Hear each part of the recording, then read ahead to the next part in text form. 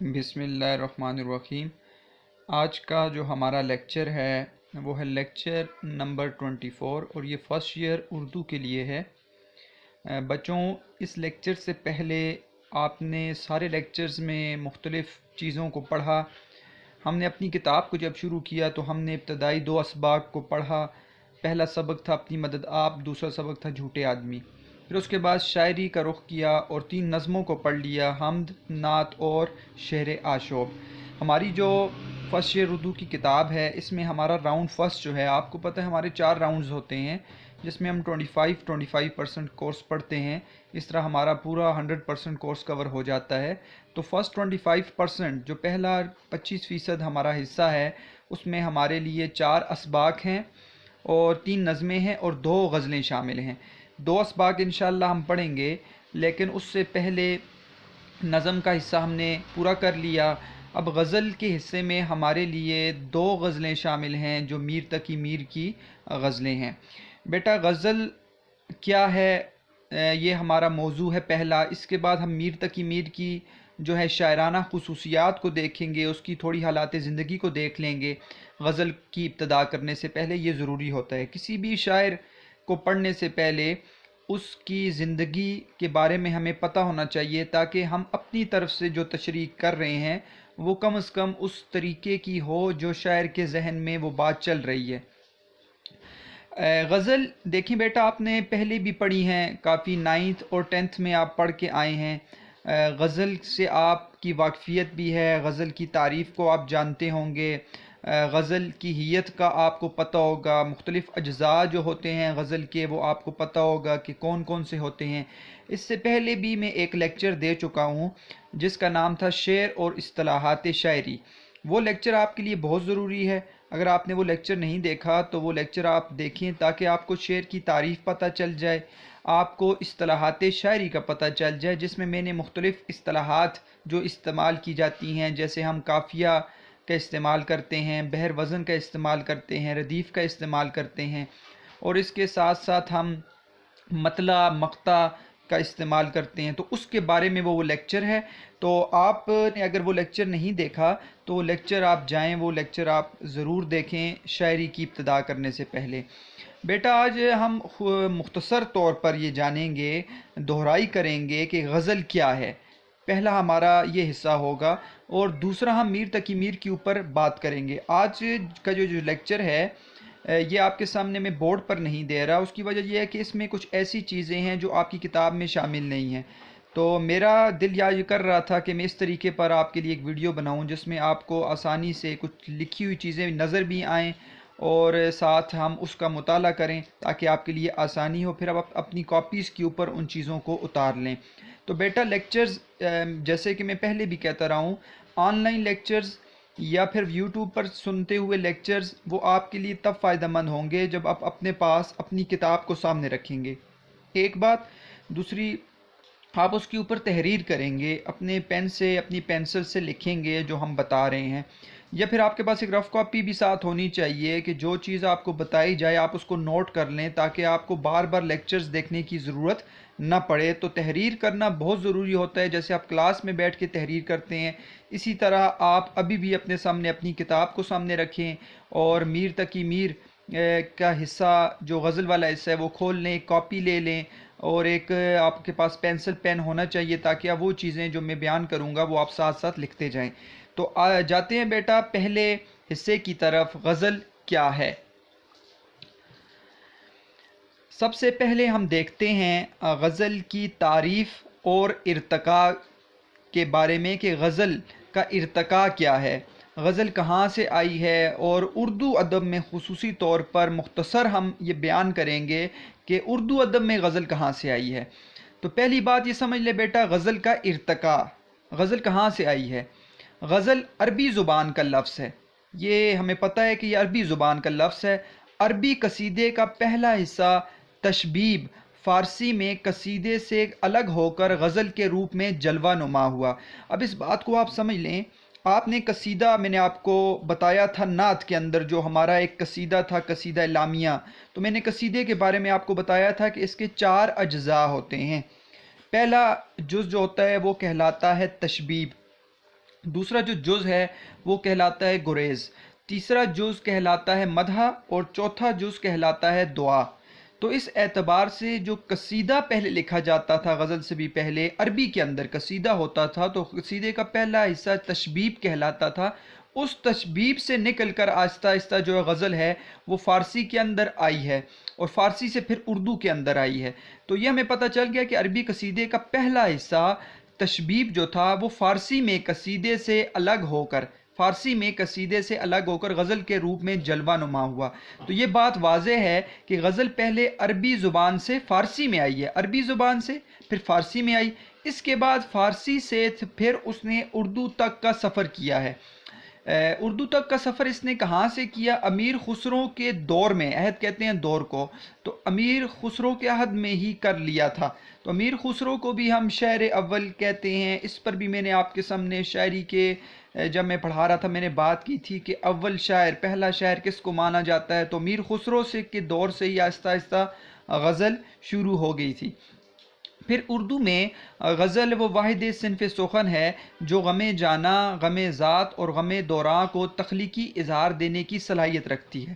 دیکھیں غزل اردو میں وہ پہلی صنف ہے جس کے اندر آپ تین چیزیں بیان کرتے ہیں۔ ایک غم جانا، غم جانا کہتے ہیں محبوب کا غم، عشق کا غم، وہ بھی آپ اردو میں اسی غزل کے اندر بیان کرتے ہیں۔ غم ذات، آپ اپنی ذات کا غم بھی غزل کے اندر بیان کرتے ہیں، اور غم دوران یعنی کہ دنیا کے غم بھی آپ غزل کے اندر بیان کرتے ہیں۔ تو یہ وہ غزل واحد صنف ہے جو شاعری کے اندر جس میں غم جانا بھی بیان ہوتا ہے، غم ذات بھی بیان ہوتی ہے، اور غم دوران بھی بیان ہوتی ہے۔ ایک روایت یہ بھی ہے کہ یہ ایک ایرانی صنف ہے جو فارسی کے ساتھ ہندوستان میں رونما ہوئی اور اب اردو میں مقبول ہے۔ تو ایک روایت یہ بھی چلی آئی ہے کہ یہ غزل ایران سے آئی اور ہندوستان میں فارسی کے ساتھ آئی، اور پھر اردو میں آہستہ آہستہ بہت زیادہ مقبول ہو گئی۔ اب دیکھتے ہیں بیٹا غزل کی تعریف کیا ہے۔ غزل کی تعریف دیکھیں، غزل ایک مقبول ترین صنف شاعری ہے، ٹھیک ہے۔ اس کے لغوی معنی آپ دیکھیں، ایک لغوی معنی ہوتا ہے، ایک اصطلاحی معنی ہوتا ہے۔ لغت کے اندر، ڈکشنری کے اندر آپ کو جو معنی نظر آتا ہے وہ لغوی معنی ہوتا ہے، اور ایک اصطلاحی معنی ہوتا ہے کہ جو عرف عام میں لوگ اس کو کیسے دیکھتے ہیں اور اس کا اصطلاح کے اندر کیا استعمال ہوتا ہے، اس کو اصطلاحی معنی کہتے ہیں۔ غزل ایک مقبول ترین صنف شاعری ہے۔ اس کی لغوی معنی کو اگر دیکھیں تو لغوی معنی عورتوں سے باتیں کرنا یا پھر عورتوں کے متعلق باتیں کرنا ہے۔ ایک تو یہ بات ہمیں پتہ چل گئی۔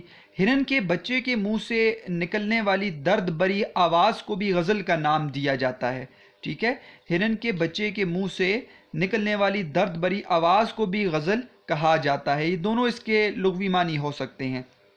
قیس رازی نے العجم میں غزل کے سلسلے میں، العجم کتاب ہے، اس میں غزل کے سلسلے میں یہ نشاندہی کی ہے کہ لفظ غزل دراصل غزال سے لیا گیا ہے، اور اس کا مطلب میں نے آپ کو بتا دیا، وہ ہرن کے بچے سے منہ سے نکلنے والی جو درد بری آواز ہے اسے بھی غزل کہا جاتا ہے۔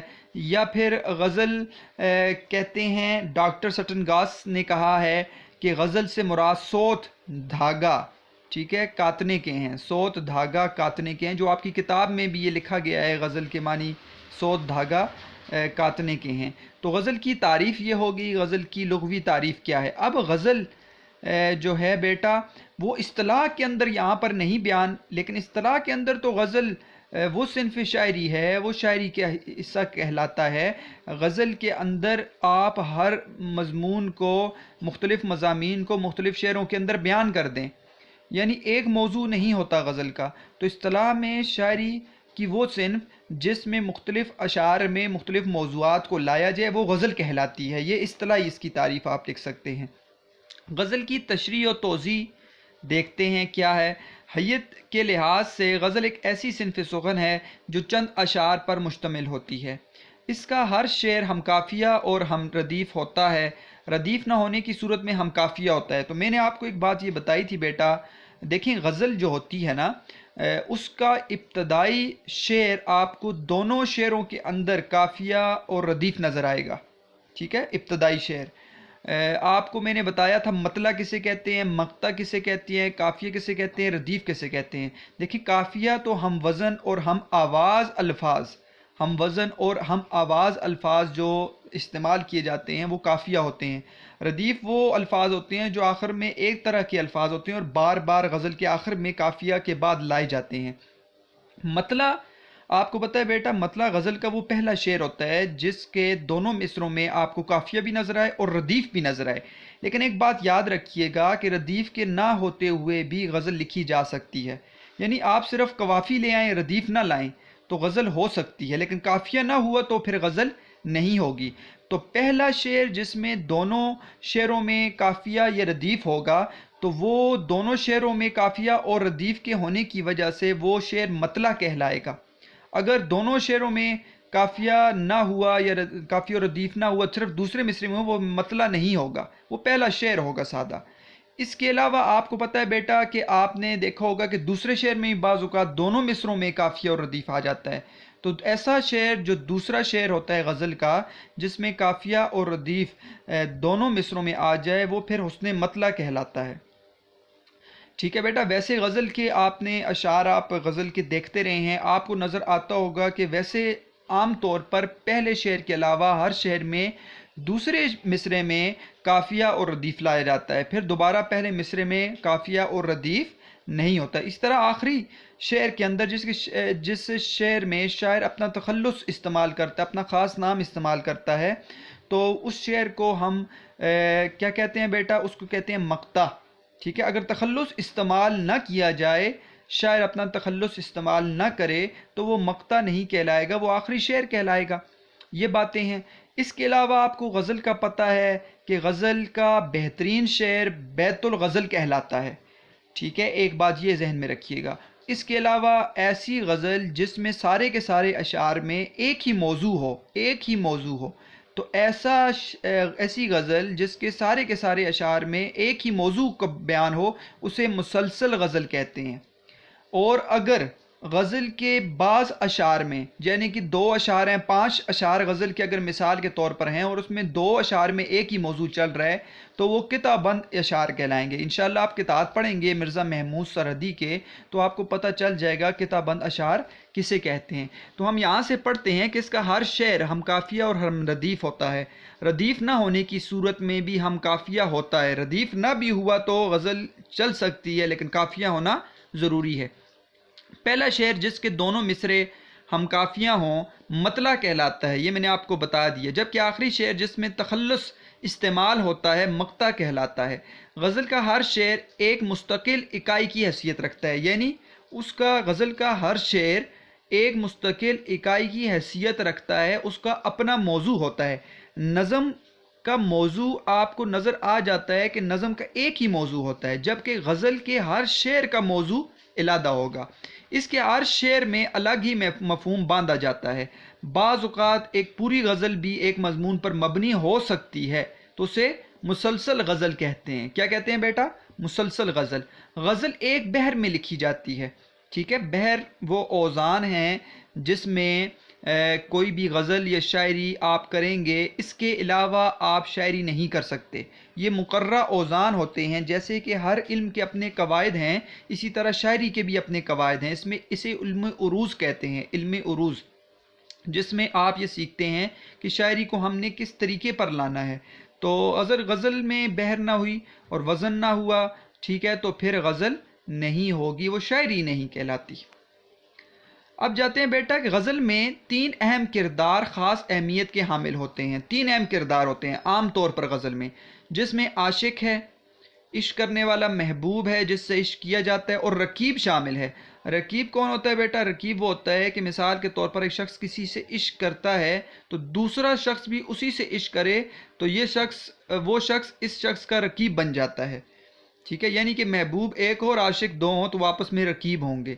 پھر اس کے بعد شاعر ہمیشہ اپنے محبوب کے حسن و جمال کی عکاسی کرتا نظر آتا ہے غزل کے اندر۔ پھر اس کے بعد اپنے محبوب کے ظلم و ستم پر بھی روشنی ڈالتا ہے، اگر محبوب ظلم و ستم کرے اس پہ بھی بات کرتا ہے، اور بعد ازاں اپنے رقیب کو بھی برا بھلا کہتا ہے کہ رقیب میرا ایسا ہے۔ شاعر یہ تمام صورتحال ایک خاص ترتیب سے بیان کرتا ہے، جیسے ایک شعر میں اگر محبوب کے حسن کی کیفیت بیان کر دی جاتی ہے تو دوسرے شعر میں ظلم و ستم اور تیسرے میں ہجر کہتے ہیں جدائی کا دکھ بیان کیا جاتا ہے۔ اس طرح دل کے جذبات کا اظہار بھی کیا جاتا ہے۔ ہجر و وصال ملاقات، ہجر، جدائی کی کیفیت کو بیان کیا جاتا ہے، شکایت زمانہ کرتا ہے۔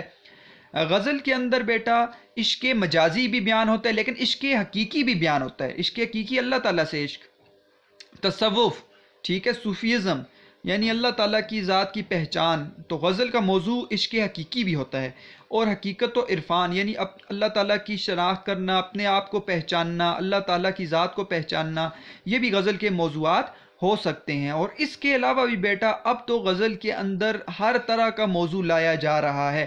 اب وہ بات نہیں رہی کہ غزل کے اندر صرف عشق و عاشقی اور معشوقی کی بات کی جائے۔ اب غزل کے اندر آپ یعنی کہ ماں کے اوپر بھی بات کر سکتے ہیں، بیٹی کے اوپر بھی بات کر سکتے ہیں، تو لازمی نہیں آپ کسی بھی ظلم و ستم کا بیان کر سکتے ہیں، ملکی حالات کو بیان کر سکتے ہیں۔ تو غزل کا دائرہ وسیع ہو گیا ہے، اس میں آج کے دور میں ہر طرح کا موضوع لایا جا سکتا ہے۔ لیکن پرانی جو ہم قدیم غزلیں دیکھتے ہیں، میر تقی میر کی زندگی یا پھر غالب کی زندگی، تو موضوع زیادہ تر یہی ہوتا تھا، دکھ بری داستان اس میں بیان کرنا۔ لیکن آہستہ آہستہ غزل کی جو صنف ہے، غزل نے اس سے زیادہ وسعت پائی ہے، اور غزل کے اندر آپ کو مختلف موضوعات نظر آئیں گے۔ تو بیٹا اس کے بعد ہم کچھ شعراء کی تصویریں دیکھتے ہیں اور دیکھتے ہیں یہ کون سے شعراء ہیں۔ اور غزل گو شعراء بڑے بڑے گزرے ہیں بیٹا، ہر ایک کو بیان کرنا یہاں ممکن نہیں ہے، تو صرف یہاں پر کچھ شعراء ہیں جن کو ہم دیکھتے ہیں کہ یہ کون سے شاعر ہیں۔ آپ کے سامنے جو پہلی پکچر چل رہی ہے، یہ میر تقی میر کی پکچر ہے، یہ ان کی تصویر ہے۔ یہ آپ کو پتہ ہے کہ نمایاں اب ایسے ہی لگ رہے ہوں گے میر تقی میر، تو یہ تصویر میر تقی میر کی ہے جن کی ہم پہلی غزل انشاءاللہ پڑھیں گے۔ یہ آپ کو جو تصویر نظر آ رہی ہے یہ مشہور تصویر ہے، آپ کی کتاب کے اوپر بھی شاید یہ چھپی ہوئی ہے، مرزا غالب کی تصویر ہے یہ، اور یہ بھی غزل کا ایک بہت بڑا نام ہے۔ یہ جو تصویر ہے بیٹا یہ ہے داغ دہلوی کی غزل بھی انشاءاللہ آپ پڑھیں گے فرسٹ ایئر کے اندر۔ تو داغ دہلوی ایک بہت ہی اچھے اور مشہور شاعر گزرے ہیں، یہ ان کی تصویر ہے۔ اس کے بعد یہ بیٹا جو ہیں یہ ہیں مرزا رفیع سودا ہیں، یہ بھی ایک بڑے ہی مشہور غزل گو شاعر ہیں۔ فراز کو کون نہیں جانتا بیٹا، احمد فراز، سیکنڈ ایئر میں آپ انشاءاللہ ان کی غزل پڑھیں گے۔ اور یہ احمد فراز ہیں جو 2008 میں جن کی وفات ہوئی تھی، اس لیے یہ قدیم شعراء سے جدید شعراء میں بھی ان کا شمار کیا جا سکتا ہے۔ تو یہ ہمارے قریب تر دور سے گزرے ہوئے ایک شاعر ہیں احمد فراز، بڑے ہی مشہور شاعر ہیں۔ یہ بیٹا آپ ان کی غزل بھی انشاءاللہ پڑھیں گے، یہ ہیں فیض کی شاعری بھی بہت ہی مشہور ہوئی، اور ان کی غزل بھی آپ پڑھیں گے انشاءاللہ سیکنڈ ایئر کے اندر۔ تو یہ ایک مشہور شاعر ہیں فیض۔ احمد ندیم قاسمی جو ہیں بڑے ہی مشہور شاعر ہیں، انہوں نے ایک مشہور رسالہ بھی نکالا، فنون جس کا نام تھا، اور یہ ساتھ ساتھ ان کے افسانے بھی بڑے مشہور ہیں، آپ ان کا افسانہ بھی پڑھیں گے مائیں جو سیکنڈ ایئر کے اندر ہے، ساتھ ایک غزل بھی پڑھیں گے جو ہے احمد ندیم قاسمی۔ تو یہ ایک ایسی شخصیت ہے جو نثر بھی لکھتے تھے اور شاعری بھی کرتے تھے، صحافت بھی کرتے تھے، تو بڑی ہی مقبول شخصیت ہے ان کی۔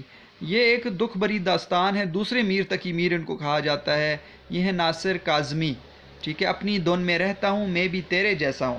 تو یہ ناصر کاظمی ہیں، ان کی غزل بھی آپ انشاءاللہ سیکنڈ ایئر میں پڑھیں گے۔ سیکنڈ ایئر میں آپ کو وہ غزلیں ملیں گی جو شاید آپ نے پہلے نہیں پڑھی ہوئی، نائنتھ میں آپ نے کچھ غزلیں فرسٹ ایئر کی طرز کی پڑھی ہیں، اس طرح ٹینتھ کی جو غزلیں ہیں وہ اس طرح کی غزلیں نہیں تھیں جو آپ سیکنڈ ایئر میں پڑھیں گے۔ سیکنڈ ایئر میں آپ یہ شعراء احمد فراز، علامہ اقبال کی غزل آپ پڑھیں گے، اور اس کے علاوہ ناصر کاظمی کی غزل پڑھیں گے انشاءاللہ۔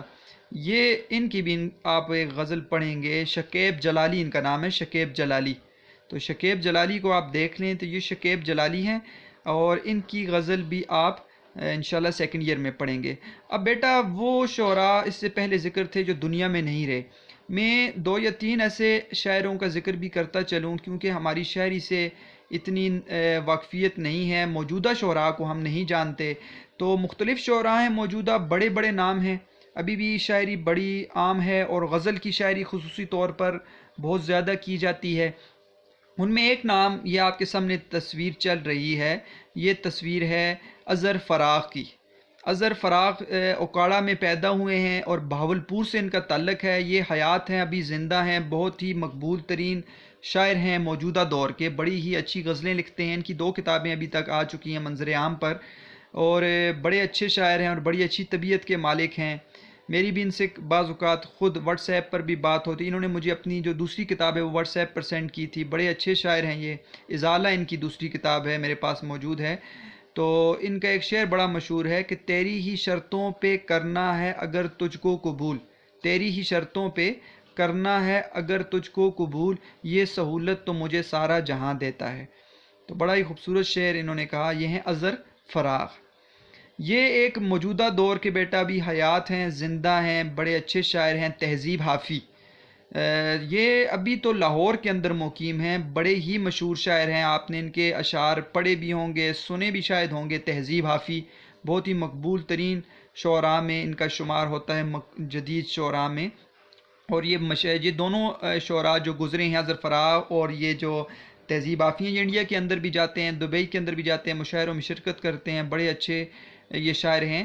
جیسے کہ ان کا شعر آپ کے سامنے لکھا ہوا ہے. ٹوٹ بھی جاؤں تو تیرا کیا ہے، ریت سے پوچھ آئینہ کیا ہے، پھر میرے سامنے اس کا ذکر، آپ کے ساتھ مسئلہ کیا ہے. ان کے شعر بھی بہت زبردست قسم کے شعر ہیں. یہ اظہر فراق اور تہذیب حافی مجھے خود پسند ہیں، بڑے اچھے شعر لکھتے ہیں. اس کے بعد بیٹا ہم اب بات کریں پنجاب سے زیادہ اپنے اس میں حصے کی بات کروں. مانسیرا کے رہنے والوں میں شمار ہوتا ہوں، اور ایبٹ آباد سے بھی ہمارا تعلق ہے، ہری پور سے بھی. لیکن میں جن کے ساتھ رہا ہوں اور یہ بہت ہی ہمارے اچھے شاعر، محمد حنیف ان کا نام ہے، شاید آپ ان کو نہیں جانتے ہوں گے. ان کی بھی کافی کتابیں غزل کی آ چکی ہیں اور شاعری میں بڑے پکے شاعر ہیں. یہ میرے ساتھ یہ کالج میں ہم ساتھ رہے ہیں، میرے والد صاحب یہ اور ہم ساتھ رہے ہیں. بہت ہی اچھی طبیعت کے مالک ہیں، اللہ تعالیٰ نے خوش رکھے. ابھی حیات ہے، زندہ شنکیاری کے اندر ہوتے ہیں مانسیرا کے. محمد حنیف ان کا نام ہے. تو ان سے بھی ہمارا تعلق ہے، گہری آپ سمجھے لگاؤ ہے، ان کے ساتھ محبت ہے. میں ان سے اصلاح بھی لیتا رہا ہوں، شروع میں پوچھتا رہا ہوں ان سے کافی چیزیں. تو ایک طرز پر یہ میرے استاد بھی کہلاتے ہیں. تو حنیف صاحب بہت ہی اچھے شاعر ہیں اور ان کی طبیعت بہت اچھی ہے بیٹا. بہت ہی سادہ دل قسم کے انسان ہیں. ہماری جو کالج میں ہمارے اسلامیات کے پروفیسر ہیں مفتی رزاق صاحب، ان کے جاننے والے بھی ہیں، ان کے ساتھ بھی رہتے ہیں. تو ان سے بھی آپ ان کی طبیعت کے بارے میں پوچھ سکتے ہیں. تو یہ مانسیرا کے شاعر ہیں.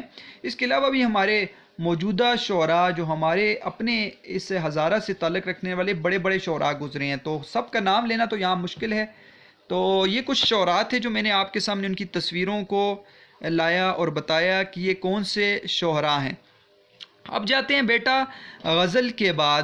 ہم نے غزل کو دیکھ لیا، غزل کے ارتقاء کو تھوڑا سا مختصر جانا.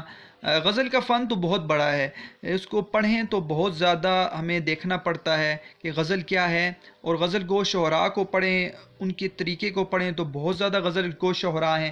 لیکن مختصر طور پر آپ کو یہ پتہ چل گیا کہ غزل کیا ہے، غزل کی تعریف کیا ہے، لغوی مطلب بتایا، اصطلاحی مطلب بتایا، غزل کا ارتقاء، اس کی توضیح اور تشریح بیان کر دی کہ کیا ہے، غزل کی حیت کیسے ہوتی ہے. تو غزل جیسے ہم ساتھ ساتھ پڑھیں گے تو میں بتاؤں گا مطلع کہاں پہ آیا ہے، مقطع کہاں پہ آیا ہے، قافیہ اور ردیف کہاں پہ آیا ہے. اگر حسن مطلع آیا تو بتاؤں گا. اس کے علاوہ فنی اعتبار سے بھی انشاءاللہ باتیں ہوں گی. تو اب ہم اپنے سبق کی طرف جاتے ہیں بیٹا. فرسٹ ایئر اردو کا یہ سبق جو ہے وہ میر تقی میر کی حالات زندگی کے اوپر ہے. ہم بک کا حصہ بھی پڑھیں گے، لیکن اس سے پہلے ہم میر تقی میر کی جو زندگی ہے اس کو پڑھتے ہیں. اور اس کی شاعرانہ خصوصیات ہماری کتاب میں نہیں ہیں اس طرح. اور آپ کا یہ مشقی سوال ہے اور یہ سوال بڑا اہم ہے، اور یہ بعض اوقات آپ کے پیپر میں آتا ہے کہ میر تقی میر کی شاعرانہ خصوصیات تحریر کریں. تو حالات زندگی اور شاعرانہ خصوصیات کتاب میں اس طرح نہیں لکھا، اس لیے آپ کے سامنے ابھی نوٹس کی صورت میں چلے گا. آپ اس کو لکھ بھی سکتے ہیں کاپیز پر اور یاد بھی کریں تاکہ امتحان میں آپ کو فائدہ ہو. میر تقی میر بیٹا، میر تقی میر کا جو خدائے سخن بھی ان کو کہا جاتا ہے اور سرتاج شعراء اردو بھی کہا جاتا ہے. ان کا نام میر محمد تقی ہے، پورا نام میر محمد تقی ہے. ولادت ان کی جو ہے بیٹا آپ کو نظر آ رہی ہے. ولادت ان کی فروری 23 فروری 1722 آگرہ اکبر آباد میں ہے ان کی ولادت. ان کو لقب سرتاج شعراء اردو اور خدائے سخن کا ان کو لقب دیا گیا ہے. تخلص میر ہی استعمال کرتے ہیں یہ. اور اس کے ساتھ ساتھ ان کے والد کا نام آپ کو نظر آ رہا ہے کہ میر عبداللہ عرف میر علی متقی ان کے والد کا نام ہے. اس کے بعد بیٹا دیکھیں ان کے بھائی جو تھے، دو بڑے بھائی تھے اور ستیلے جو تھے وہ حافظ محمد حسن تھے، اور چھوٹے اور سگے جو بھائی تھے وہ محمد رضی تھے۔ دو بھائی تھے، ایک ستیلے اور ایک ان کے سگے بھائی تھے، دونوں کا نام یہاں پہ ذکر ہے۔ والد کا انتقال ان کا 1733 میں ہوا، جب میر تقی میر 10 سال کی عمر تھی ان کی، تو اس وقت ہی والد کا انتقال ہو گیا۔ ابتدائی تعلیم و تربیت سید امان اللہ، جو میر کو اپنے والد سے کم عزیز نہ تھے، میر اپنے والد کی طرح ان کا احترام کرتے تھے، تو ان سے ابتدائی تعلیم حاصل کی، جن کا نام تھا سید امان اللہ۔ استاد اور ماموں ان کے سراج الدین علی خان آرزو ہیں۔ ہجرت فکر معاش 1734 میں یہ دہلی تھے، ٹھیک ہے۔ 1739 میں اکبر آباد چلے گئے، اور پھر واپس 1787 میں یہ لکھنؤ واپس آ گئے، اور ان کو کچھ غموں کی وجہ سے جنون بھی ہو گیا تھا، تو جنون کی وجہ سے بھی کافی ان کی حالت خراب تھی، تو جن سے انہوں نے علاج کرایا ان حکیم کا نام تھا حکیم فخر الدین، اور یہ اپنی اصلاح، جو اشعار کی اصلاح ہے، وہ لیا کرتے تھے سعادت علی سے، اور ان کی وفات ستمبر 1810 ہے، لکھنؤ میں یہ جو ہیں فوت ہوئے ہیں۔ بیٹا اردو کے عظیم شاعر میر تقی میر کا اصل نام میر محمد تقی تھا۔ میر آپ کا تخلص تھا۔ اردو شاعری میں میر تقی میر کا مقام بہت اونچا ہے۔ انہیں ناقدین و شعرائے متاخرین نے خدائے سخن کا خطاب دیا ہے، اس خطاب سے نوازا ہے۔ اپنے زمانے کے ایک منفرد شاعر تھے۔ میر کے متعلق اردو کے عظیم الشان شاعر مرزا غالب کہتے ہیں کہ ریختہ کے تم ہی استاد نہیں ہو غالب۔ ریختہ پرانا نام ہے اردو کا۔ ریختہ کہ تم ہی استاد نہیں ہو غالب، کہتے ہیں اگلے زمانے میں کوئی میر بھی تھا۔ تو غالب نے بھی جو ہے میر تقی میر کو جو ہے خراج التحسین پیش کیا ہے۔ میر تقی میر آگرہ میں 1723 میں پیدا ہوئے۔ ان کے والد کا نام محمد علی تھا، لیکن لوگ جو ہے علی متقی کے نام سے جانے جاتے تھے، اس نام سے مشہور تھے، اور یہ درویش گوشہ نشین تھے۔ میر نے ابتدائی تعلیم والد کے دوست سید امان اللہ سے حاصل کی، مگر مزید تعلیم سے پہلے جب میر ابھی 9 برس کے یا 10 برس کے تھے وہ چل بسے، والد فوت ہو گئے۔ تب ان کے بعد ان کے والد نے خود تعلیم و تربیت شروع کی، مگر چند ماہ بعد ان کا بھی انتقال ہو گیا۔ تو 1 سال بعد ان کے والد صاحب فوت ہو گئے، اور 9 سال کے تھے تو ان کے استاد فوت ہو گئے۔ یہاں سے میر کی زندگی میں رنج و الم کے طویل باب کی ابتدا ہوئی۔ ان کے سوتیلے بھائی محمد حسن نے ان کے ساتھ اچھا سلوک نہ کیا۔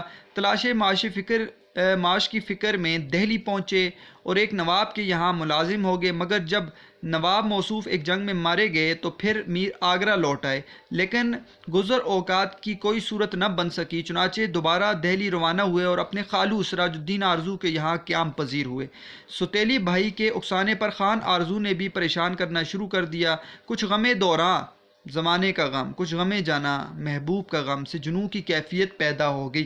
تو یہ تھوڑا سا بتا دیا کہ کیسے جنوں آیا اور کیسے یہ دوبارہ جو ہیں میر تقی میر دہلی گئے، دہلی سے آگرہ چلے گئے، تو مختلف جگہ یہ جاتے رہے۔ میر کا زمانہ شورشوں اور فتنہ فساد کا زمانہ تھا، مختلف فسادات ہوتے تھے بیٹا۔ مغلیہ سلطنت کے زوال کا جو ہے وہ زمانہ شروع ہو چکا تھا۔ میں نے آپ کو بتایا ہے کہ دہلی کے اندر جو تھا، دہلی کو تباہ و برباد کرنے کا وقت 1857 سے پہلے کا شروع ہو چکا تھا۔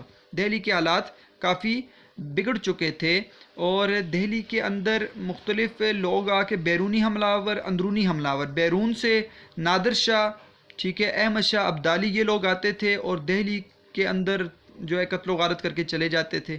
اس کے بعد جو مقامی ہندو مرہٹے تھے وہ آ کے قتل و غارت کرتے تھے۔ تو دہلی کے اندر مغلیہ سلطنت آہستہ آہستہ زوال کا شکار ہونا شروع ہو گئی تھی 18ویں صدی سے ہی، اور اس کی پھر آہستہ آہستہ 1857 میں جا کر پھر دہلی کے اندر جو مغلیہ سلطنت ہے وہ ختم ہو گئی تھی۔ میر کا زمانہ شورشوں اور فتنہ و فساد کا زمانہ تھا، اس لیے انہوں نے یہ دور اپنی آنکھوں سے دیکھا۔ ہر طرف تنگ دستی و مشکلات و برداشت کرنے کے بعد بالآخر میر گوشہ عافیت کی تلاش میں لکھنؤ روانہ ہو گئے۔ دہلی سے لکھنؤ کے چلے گئے اور سفر کی صعوبتوں کے بعد لکھنؤ پہنچے۔ وہاں ان کی شاعری کی دھوم مچ گئی۔ نواب آصف الدولہ نے 300 روپے ماہوار وظیفہ مقرر کر دیا اور میر آرام سے زندگی بسر کرنے لگے، لیکن تند مزاجی کی وجہ سے کسی بات پر ناراض ہو کر دربار سے الگ ہو گئے۔ آخری 3 سالوں میں جوان بیٹی اور بیوی کے انتقال نے صدمات میں اور اضافہ کر دیا۔ آخر اقلیم سخن کا یہ حرمہ نصیب شہنشاہ 87 سال کی عمر پا کر 1810 میں لکھنؤ کی آغوش میں ہمیشہ کے لیے سو گیا۔ تو میر کی زندگی کے بارے میں معلومات کا اہم ذریعہ ان کی سوانح عمری ذکر میر ہے، حالات زندگی ہے جس کا نام ہے ذکر میر، جو ان کے بچپن سے لکھنؤ میں ان کے قیام کے آغاز کی مدت پر محیط ہے۔ میر نے اپنی زندگی کے چند ایام مغل دہلی میں صرف کیے۔ اس وقت وہ پرانی دہلی میں جس جگہ رہتے تھے اسے کوچہ چلم کہا جاتا ہے۔ دہلی میں جس جگہ رہتے تھے اسے کیا کہا جاتا ہے؟ کوچہ چلم۔ میر کی تصانیف کو دیکھتے ہیں بیٹا۔ حالات زندگی مختصر ہم نے دیکھ لی۔ نثری تصانیف نکات الشعراء، ٹھیک ہے، 1751 میں یہ لکھی گئی۔ فارسی زبان میں اردو شعراء کا پہلا تذکرہ ہے، پہلا تذکرہ فارسی زبان میں اردو شعراء کا، وہ میر تقی میر نے اس کتاب کے اندر لکھا ہے۔ ذکر میر 1772 کے اندر میر کی خودنوش سوانح عمری ہے، ٹھیک ہے، اور یہ کتاب جو ہے اس میں ذکر میر میں میر تقی میر نے اپنے حالات زندگی بیان کی ہیں۔ فیض میر ایک رسالہ ہے صوفیانہ نکات اور حکایات کا، تو یہ نثری تصانیف ہیں۔ شعری اگر کارنامے دیکھیں تو ان کے کل دیوان جو ہیں بیٹا، دیوان غزلوں کا مجموعہ ہوتا ہے، کل 7 دیوان ہیں۔ 6 دیوان یاد رکھیے گا اردو کے ہیں اور 1 دیوان فارسی کا ہے۔ معروضی سوال میں یہ آ سکتا ہے۔ کل 7 دیوان ہیں، اور اگر اردو کے پوچھے جائیں تو 6 دیوان ہیں اور 1 فارسی کا دیوان ہے۔ مثنویاں انہوں نے 37 مثنویاں کل لکھی ہیں۔ انشاءاللہ مثنوی پڑھیں گے آپ کو پتہ چل جائے گا مثنوی کیا ہے۔ خواب و خیال، شعلہ عشق، جوش عشق، دریائے عشق، معاملات عشق، اعجاز عشق، حکایات عشق، دنیا، مناجات، گر کا حال، در حجب خانہ خود، جھوٹ، مورنامہ، آئینہ دار، کذب، معاملات عشق، مثنوی، اردو نامہ، یہ مثنویاں میر تقی میر نے لکھی ہیں۔ قصیدے بھی لکھے ہیں میر کے، کلیات میں کل 4 قصیدے ہمیں ملتے ہیں۔ اہم نکات دیکھیں تو مکمل مجموعہ کلام کلیات میر کے نام سے شامل ہو چکا ہے، شائع ہو چکا ہے۔ میر کی غزلوں کا بیشتر حصہ سہل ممتنع کی تعریف میں آتا ہے بیٹا، ٹھیک ہے۔ ایک کلیات میر ان کی کتاب ہے، تو آپ ماخذ میں کلیات میر لکھ سکتے ہیں ہر ایک غزل کے ساتھ۔ یہ اہم نکات ہے۔ غزلوں کی بات کریں تو غزل آپ پڑھیں گے میر کی تو سہل ممتنع کہتے ہیں ایسی غزل کے اندر ایسے اشعار یا ایسی غزل جو آپ کو پڑھنے میں آسان لگے لیکن اس کے مفہوم کے اعتبار سے اس کے اندر بہت بڑا مفہوم ہو، یعنی پڑھنے میں تو آسان ہے لیکن معنی و مفہوم کے اعتبار سے گہری ہے، تو اسے کہتے ہیں سہل ممتنع۔ میر کی سب عشقیہ مثنویاں المیہ ہیں جو عاشق اور معشوق دونوں کی زندگی کے ساتھ ہی ختم ہو جاتی ہیں۔ تو ان کی جو مثنویاں ہیں وہ ایسا دردناک مثنویاں انہوں نے لکھی ہیں جو عاشق و معشوق دونوں کی زندگی کے ساتھ ہی ختم ہو جاتی ہیں۔ میر سے متعلق اہم کتابیں اگر آپ مطالعہ کرنا چاہیں تو ڈاکٹر محمود الہی کی کتاب ہے نکات الشعراء، میر کے متعلق آپ کو مل جائے گی۔ نثار احمد فاروقی کی کتاب ہے میر کی آپ بیتی تلاش میر۔ ایم حبیب خان کی افکار میر کتاب ہے۔ نقد میر سید عبداللہ کی لکھی ہوئی ہے۔ صدر میر اور میریات، ٹھیک ہے، ان کتاب ہے۔ اور راشد جو ہے آذر کی میر کی غزل گوئی، ٹھیک ہے، تو یہ کتاب ہے مختلف۔ سید عبداللہ کی نقد میر ہے، ٹھیک ہے، اور صدر کی لکھی ہوئی میر اور میریات ہے۔ راشد آذر کی لکھی ہوئی میر کی غزل گوئی ہے۔ تو یہ مشہور کتابیں اگر میر کے بارے میں آپ پڑھنا چاہیں تو آپ کو مل جائیں گی۔ اب آتے ہیں بیٹا اس حصے کی طرف جس میں میر کی شاعرانہ خصوصیات کو دیکھتے ہیں، اور یہ بڑا اہم سوال ہے، آپ کے مشقی سوال میں شامل ہے، آپ کو نظر آ رہا ہے۔ اس میں ہم دیکھیں گے کہ میر تقی میر کی شاعرانہ خصوصیات کیا ہیں۔ غزل کو پڑھنے سے پہلے اس کی شاعرانہ خصوصیات دیکھیں گے، اور یہ ہمارا آخری حصہ ہے اس سبق کا، تو شاعری یہ آپ کا ہوم ورک بھی ہوگا، اپنے شاعرانہ خصوصیات لکھنی ہے میر تقی میر کی، اور غزل کی تعریف بھی لکھنی ہے جو آپ کا پہلا حصہ گزرا ہے۔ تعارف اگر دیکھیں تو میر کا ایک شعر لکھا ہے کہ جانے کا نہیں شور، جانے کا نہیں شور سخن کا میرے ہرگز، جانے کا نہیں شور سخن کا میرے ہرگز، تا حشر جہاں میں میرا دیوان رہے گا۔ اس عظیم شاعر کا نام جو ہے محمد متقی اور تخلص میر تھا۔ 1723 میں اکبر آباد آگرہ میں پیدا ہوئے۔ والد کا نام سید عبداللہ تھا لیکن وہ علی متقی کی عرفیت سے مشہور تھے، نام ان کا علی متقی مشہور تھا۔ میر کی شاعرانہ تعلی اپنی جگہ ایک مسلم حقیقت ہے کہ میر کو اس دور کے شعر اور نقادوں نے خدائے سخن تسلیم کیا ہے۔ مشہور تصانیف میں نے آپ کو بتا دی، میر تقی میر کی غزلوں کے 6 دیوان ہیں، یہ اردو کے ہیں، اور آپ نے اپنے اوپر ذکر میر کے نام سے آپ بیتی بھی لکھی ہے۔ اب آئے ہیں بیٹا میر تقی میر کے محاسن کلام، شاعرانہ خصوصیات کون کون سی ہیں؟ نمبر 1 سوز و گداز، ٹھیک ہے، غم آپ کو نظر آئے گا۔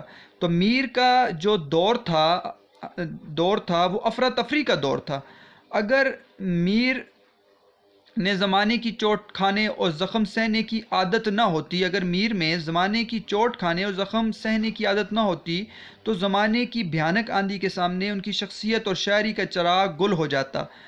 اس لیے میر کی رام کہانی اس عہد کی داستان معلوم ہوتی ہے۔ میر کی تنہائی پسندی اور خلوت نشینی انہیں اپنے عہد اور ماحول کی ترجمانی سے باز نہ رکھ سکی۔ اس عہد کی افراتفری، ذہنی انتشار، سکون کی تلاش اور وفا کی پریشان حالی اور معاش کی قلت کی جیتی جاگتی تصویریں ہمیں ان کے کلام میں ملتی ہیں۔ تو دور ہی ایسا تھا بیٹا، ٹھیک ہے، ایک اپنے گھر کا غم، حالات ایسے تھے، پھر اوپر سے عاشقی کا غم، پھر اوپر سے جو ہے وہ حالات ادھر ادھر کے، تو اس کی وجہ سے ان کی شاعری میں سوز و گداز نظر آتا ہے۔ عہد جوانی رو رو کاٹا پیری میلی آنکھیں موند، ٹھیک ہے، پیری بڑھاپے کو کہتے ہیں۔ عہد جوانی رو رو کاٹا پیری میلی آنکھیں موند، یعنی رات بہت تھے جاگے صبح ہوئی آرام کیا۔ مجھ کو شاعر نہ کہو میر صاحب کہ میں نے درد و غم کتنے کیے جمع تو دیوان کیا۔ تو اس کے ساتھ آپ یہ اشعار لکھ سکتے ہیں۔ تصور عشق جو ہے وہ کیا ہے میر تقی میر کے ہاں؟ تو میر کی دنیا میں عشق کی حکمرانی ہے، جس میں ان کے خاندان کی تہذیب اور معاشرتی روایات کو بڑا دخل ہے۔ ان کو شروع ہی سے عشق و محبت کی تعلیم دی گئی تھی۔ عکس کلام پیش نظر ہے کہ ایک ہوک سی دل میں اٹھتی ہے، ایک درد جگر میں ہوتا ہے، ہم راتوں کو اٹھ کر روتے ہیں جب سارا عالم سوتا ہے، اور دل تڑپے ہے جان کھپے ہے حال جگر کیا ہوگا، مجنوں مجنوں لوگ کہے ہیں مجنوں کیا ہمسا ہوگا۔ تو یہ بھی میر تقی میر کے اشعار ہیں جو تصور عشق میں آپ لکھ سکتے ہیں۔ اس کے علاوہ بیٹا ان کی تیسری خصوصیت درد و الم ہے، ٹھیک ہے، غم انسانی زندگی کا لازمی جز ہے، انسانیت غم سے اور زیادہ سنورتی ہے۔ یہ غم ہی ہے جس نے میر کی شاعری میں حسن پیدا کیا، موسیقیت پیدا کی، معصومانہ تخیل اور روانی تاثر پیدا کیا، تو یہ درد و الم کی وجہ سے پیدا ہوا۔ ان کے کلام میں درد و الم کیسا پایا جاتا ہے؟ ان اشعار میں دیکھیں کہ مجھے کام رونے سے اکثر ہے ناسخ، مجھے کام رونے سے اکثر ہے ناسخ، تو کب تک میرے منہ کو دھوتا رہے گا، تو کب تک میرے منہ کو دھوتا رہے گا، سینہ تمام چاک ہے سارا جگر ہے داغ، سینہ تمام چاک ہے سارا جگر ہے داغ، ہے نام مجلسوں میں میرا میر بد دماغ، میرا میر بد دماغ۔ جذبات کی قربانی، جذبات بھی نظر آتے ہیں آپ کی شاعری کے اندر۔ تو جب میر اپنے احساسات اور تاثرات کو صفائی اور درد انگیزی کے ساتھ بیان کرتے ہیں تو ان کے اشعار میں ایسا ترنم پیدا ہوتا ہے گویا ان کی روح موسیقی میں آبسی ہے، وہ الفاظ میں ایسا جادو بھر دیتے ہیں جس سے دل پر چوٹ سی لگتی ہے۔ میر نے اپنے غم انگیز وجدان سے ایک الگ دنیا تعمیر کی ہے جو اپنی عظمت اور رنگ و روح کے اعتبار سے بالکل نہیں ہے۔ ان کی شاعری میں رمزیت، رمز و اشارہ بھی پایا جاتا ہے۔ عکس کلام پیش نظر ہے، جیسے کہ ہمارے آگے تیرا جب کسی نے نام لیا، ہمارے آگے تیرا جب کسی نے نام لیا، دل ستم زدہ کو ہم نے کیا کر لیا بیٹا؟ تھام لیا۔ ہمارے آگے تیرا جب کسی نے نام لیا تو دل ستم زدہ کو ہم نے تھام لیا، 2 دفعہ تھام لکھا ہے لیکن 1 دفعہ تھام ہے یہ۔ خودداری، میر کی ایک اور خصوصیت ان کی غیرت اور خودداری ہے۔ وہ امراء اور رؤساء سے میل جول کو پسند نہ کرتے تھے، امیروں کے ساتھ زیادہ نہیں ملتے تھے کہ اس سے ان کی خودداری کو ٹھیس نہ لگے۔ وہ بے حد کم گو اور ذات طبیعت واقع ہوتے تھے، کم بولنے والے تھے۔ مفلسی اور درویشی نے ان کی اعلیٰ ظرفی کو بلند تر کر دیا تھا۔ اس خودداری کی واضح جھلک ان کے کلام میں پائی جاتی ہے، جیسے آگے کسی کے کیا کریں دستے طمع دراز، آگے کسی کے کیا کریں دستے طمع دراز، ہاتھ سو گیا ہے سرہانے دھرے دھرے۔ تصوف اور فلسفہ بھی، صوفی دمشق حقیقی بھی آپ کے شعروں میں نظر آتا ہے۔ عشق مجازی کے ساتھ ساتھ میر تصوف کے نہیں غزل کے شاعر ہیں، لیکن اس دور کے رواج کے مطابق ان شاعری میں عارفانہ مضامین بھی ملتے ہیں، اس دور میں لکھے جاتے تھے صوفیزم قسم کے جو تھے اشعار۔ تو اس طرح ان کی شاعری میں فلسفہ کا بھی اثر پایا جاتا ہے، لیکن یہ فلسفہ کوئی ٹھوس حقیقت نہیں۔ مثلاً آفاق کی منزل سے گیا کون سلامت، آفاق کی منزل سے گیا کون سلامت اسباب لٹا رہا میں یہاں ہر سفری کا، اسباب لٹا رہا نہیں ہے بیٹا، آفاق کی منزل سے گیا کون سلامت، اسباب لٹا راہ میں راستے میں، اسباب لٹا راہ میں یہاں ہر سفری کا، اور سرسری تم جہاں سے گزرے ورنہ ہر جا جہان دیگر تھا، سرسری تم جہاں سے گزرے ورنہ ہر جگہ جہان دیگر تھا۔ تو پہلی دفعہ شعر کو پڑھیں تو کافی مشکل ہوتا ہے، الفاظ سمجھ نہیں آتے، تو ایک دو دفعہ شعر کو پڑھنے سے پھر اس کی ترتیب سمجھ آ جاتی ہے کہ آفاق کی منزل سے گیا کون سلامت، اسباب لٹا راہ میں یہاں ہر سفری کا، اور سرسری تم جہاں سے گزرے ورنہ ہر جہان دیگر تھا۔ عام فہم انداز اختیار کیا ہے میر تقی میر نے کہ میر کے کلام کی ایک خصوصیت یہ بھی ہے کہ ان کا انداز نہایت عام فہم سادہ انداز، جس کو ہر عام و خاص آسانی سے سمجھ سکتا ہے۔ میر اپنے کلام کے بارے میں خود کہتے ہیں کہ شعر میرے ہیں گو خواص پسند، شعر میرے ہیں گو خواص پسند، گفتگو پر مجھے عوام سے ہے۔ ثنائے اور بدائے، یعنی کہ ثنائے و بدائے سے مطلب ہے صنعتیں آپ کے اس میں ملتی ہیں، تشبیہ استعارہ صنعتیں ملتی ہیں آپ کے کلام میں، یہ خصوصیت ہے۔ میر کو اسالیب بیان پر بڑی قدرت حاصل تھی، انہوں نے اکثر فارسی تراکیب یا ان کے ترجموں کو انتہائی خوبصورتی سے اپنے کلام میں سمویا ہے۔ اس طرح تشبیہ اور استعارہ جو ہر شاعری کی جان ہوتی ہیں، اس کو بھی خوبصورتی سے ادا کیا ہے، خوبصورتی سے برتے جائیں تو شعر کا حسن دوبالا کر دیتے ہیں۔ میر نے ان کا استعمال بھی دلکش انداز سے کیا ہے، جیسے نازکی اس کے لب کی کیا کہیے، پنکھڑی ایک گلاب کی سی ہے، اور میر ان نیم باز آنکھوں میں ساری مستی شراب کی سی ہے۔ رمزیت اور ایمائیت، اشارہ کر دینا، شاعری عموماً اور غزل خصوصاً رمز و ایما کا فن ہے، یعنی بات کو ڈھانک چھپا کر بیان کرنا، ٹھیک ہے، اور ایسے انداز سے بیان کرنا کہ بات بھی ہو جائے اور پوری بات بیان نہ کرنا، طریقے سے بات کو کسی کے بارے میں کہہ دینا۔ اپنے کلام کی خصوصیت کا اظہار میر نے اپنے شعر میں کہا ہے کہ کہا میں نے کتنا ہے گل کا ثبات، کہا میں نے کتنا ہے گل کا ثبات، کلی نے یہ سن کر تبسم کیا۔ موسیقیت، میر نرم اور لطیف الفاظ اور اشعار میں نہایت سلیقہ مندی سے استعمال کرتے ہیں، اس طرح ان کے کلام میں نغمگی اور موسیقی کی کیفیت پیدا ہوتی ہے۔ یہ خوبی میر کی ان غزلوں میں خاص طور پر نمایاں ہیں جو طویل بحروں میں کی گئی ہیں۔ تو مشہور غزل ہے موسیقیت کے اعتبار سے پتا پتا بوٹا بوٹا حال ہمارا جانے ہے، جانے نہ جانے گل ہی نہ جانے باغ تو سارا جانے ہیں۔ ناقدین کی آراء میں کیسے ہیں میر کے بارے میں کیا کچھ کہا گیا ہے؟ مجنوں گورکھپوری کہتے ہیں کہ اردو شاعری بھی اپنا خدا رکھتی ہے اور وہ میر کہلاتا ہے۔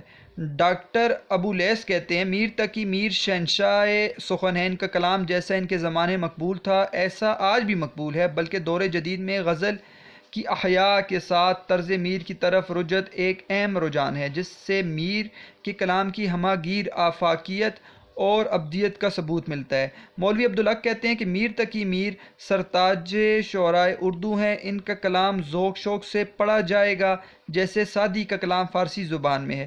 ڈاکٹر سید عبداللہ کہتے ہیں کہ اردو کے بہت کم شاعروں کے یہاں حقائق کی جستجو کے لیے اتنی تڑپ پائی جاتی ہے جتنی کہ میر کے کلام میں۔ غالب کیا کہتے ہیں کہ ریختہ کہ تم ہی استاد نہیں ہو، غالب کہتے ہیں اگلے زمانے میں کوئی میر بھی تھا۔ ذوق کہتے ہیں نہ ہوا پر نہ ہوا میر کا انداز نصیب، ذوق یاروں نے بہت زور غزل میں مارا۔ ابن انشا کیا کہتے ہیں بیٹا، ایک بات کہو تو انشا جی تمہیں ریختہ کہتے عمر ہوئی، تم ایک جہاں کا علم پڑھے کوئی میر سا شعر کہا تم نے۔ ابن انشا نے بڑی خوب بات کی ہے کہ ایک بات کہو تو انشا جی تمہیں ریختہ کہتے عمر ہوئی، تم ایک جہاں کا علم پڑھے کوئی میر سا شعر کہا تم نے۔ حسرت موہانی کہتے ہیں شعر میرے بھی ہیں پر درد لیکن حسرت، میر کا شیوہ گفتار کہاں سے لاؤں، میر کا شیوہ گفتار کہاں سے لاؤں۔ تو بیٹا ہم نے اب اس پورے سبق کے اندر غزل اور خصوصاً میر تقی میر کی زندگی مختصر دیکھی ہے، اور ساتھ ساتھ ہم نے ان کی شاعرانہ خصوصیات دیکھ لی ہیں۔ آپ اس میں سے 4-5 کوئی بھی شاعرانہ خصوصیات اپنی کاپی میں درج کر کے اگر پیپر کے اندر آ جائے تو آپ آسانی سے لکھ سکتے ہیں، ساتھ جو ہیں آپ اشعار کے حوالے بھی دے سکتے ہیں۔ تو یہ تھا آج کا ہمارا سبق، اور ہم دیکھتے ہیں اپنی کتاب کے اندر کیا لکھا ہوا ہے۔ بیٹا آپ کو نظر آ رہا ہے، میر تقی میر پیدائش 1721، وفات 1810۔ میر تقی میر کی شاعری زندگی کے انقلابات کی ترجمان رہی، ہم نے یہ پڑھ لیا ہے۔ اگرچہ بعض ناقدین نے میر کو قنوطیت کا حامل شاعر بھی کہا ہے۔ قنوطیت کا مطلب کیا ہے بیٹا؟ نا امیدی، ٹھیک ہے، مایوسی دلانا۔ بعض شعراء نے کہا یہ قنوطی شاعر ہیں، لیکن ایسی بات نہیں ہے، بلکہ میر کیسے شاعر ہیں؟ لیکن حقیقت یہ ہے کہ میر تقی میر کا تخلیقی شعور زندگی کی مایوسیوں کی نشاندہی کر کے بھی گم کر دینے والی یاسیت کی منزل سے نہ صرف فاصلے پر رہتا ہے، بلکہ زیر سطح سے ایک نشاطیہ احساس کو جگانے کا باعث بھی بنتا ہے۔ نشاطیہ کہتے ہیں خوشکن، فرحت، خوشی دلانا۔ بیٹا ایک بات کو سمجھ لیں کہ میر قنوطی شاعر نہیں ہے، بلکہ میر نے غم کو اپنی زندگی کا حصہ مانا ہے۔ جیسے زندگی میں غم ہے، میر نے کہا ہماری زندگی میں غم ہے۔ غم کو بیان کرنا یہ نہیں ہے کہ وہ نا امیدی ہے، ٹھیک ہے، اور نا امیدی یہ ہے کہ آپ بالکل دنیا سے کنارہ کش ہو جائیں اور دنیا کو چھوڑ دیں اور دنیا پہ یقین کرنا چھوڑ دیں۔ تو میر ایسے شاعر نہیں ہے، میر نے اس زندگی کا حصہ مانا ہے غم کو، ٹھیک ہے، اور خصوصاً بلکہ کہا ہے کہ یہ ایک زندگی کا حصہ ہے۔ یہی سبب ہے کہ میر کی شاعرانہ عظمت کا اعتراف نہ صرف ان کے معاصرین مصر لوگوں نے کیا، اس دور کے لوگوں نے کیا، بلکہ اب تک کے تمام مستند معتبر ناقدین اور غزل کے معتبر شعراء نے میر کے کلام کی ہمہ گیریت، ٹھیک ہے، اور نشتریت، ٹھیک ہے، تکلیف جو ہے وہ نشتر اور افادیت کو کھلے دل سے تسلیم کیا ہے، کہ جیسے غم کے اشعار ہیں اور جیسی بھی شاعری ہے ان کو تسلیم کیا ہے کہ میر بہت اچھے شاعر ہیں۔ غالب نے خود ان کے بارے میں یہ کہا ہے کہ ریختہ کہ تم ہی استاد نہیں ہو غالب، کہتے ہیں اگلے زمانے میں کوئی میر بھی تھا۔ میر کو خدائے سخن کے نام سے بھی یاد کیا جاتا ہے۔ میر کا اسلوب بیان سادہ اور سلیس ہونے کے باوجود ندرت، خوبصورتی اور انفرادیت کا حامل ہے۔ ان کے کلام میں روزمرہ اور محاورے کا التزام بخوبی ملتا ہے، روزمرہ اور محاورہ بھی ملتا ہے۔ ان کے دور کو اردو شاعری کا جو ہے خاص دور، زرعی دور کہا جاتا ہے۔ انہوں نے اردو ادب کے 6 ضخیم مجموعے ہائے کلام دیے جو اردو کے اندر دیوان ہیں، جن کی قدر و قیمت وقت گزرنے کے ساتھ ساتھ